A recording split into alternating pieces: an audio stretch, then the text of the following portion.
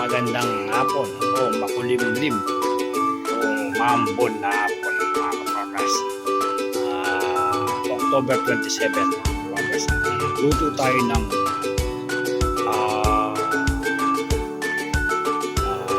arroz caldo o sa amin dito sa elot na manok na native mga kapakas. Hindi ko na nakunan yung pangigisa ko kasi low budget set ko kinatong muna, kaya kasi medyo matanda yung native generation ko, kaya ko muna siya, kaya ito napakulo na siya farmers, kaya napakulo na generation ko, kaya ko na siya mga farmers. Lalagyan ko na siya ng bigas.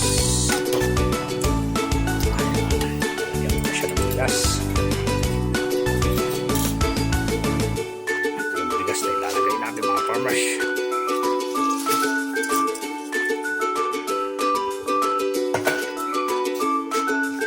Sa yung tubig ko, siya ng tubig mga farmers.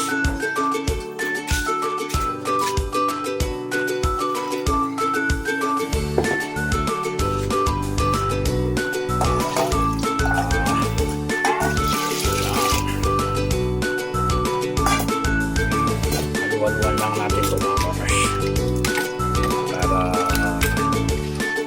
hindi kami yung ating nilagay na bigas.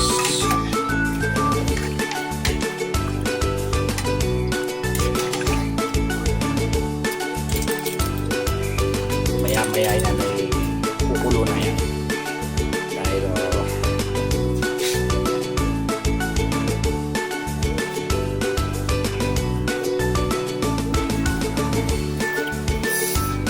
luto na po ang ating arroz caldong native na manok o lelot na native na manok.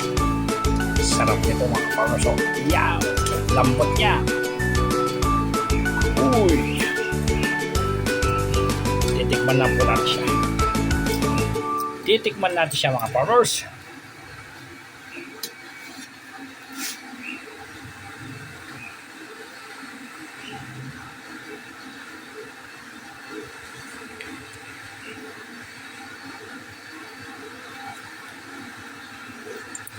Sarap mga farmers. Ganyan yung kaibuti ng maraming alaga.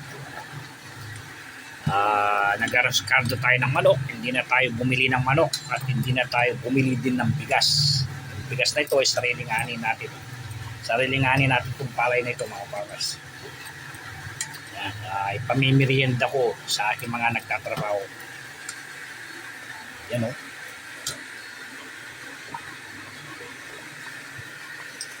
Ano?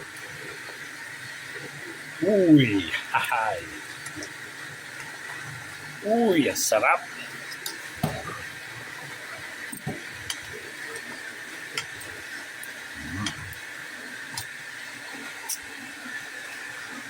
Yun lang mga farmers, sana may konting bahagi na naman ako sa inyo para sa pagluluto mga farmers. Yun lang mga farmers, ang inyong farmers, may sasabing I'm proud magsasaka.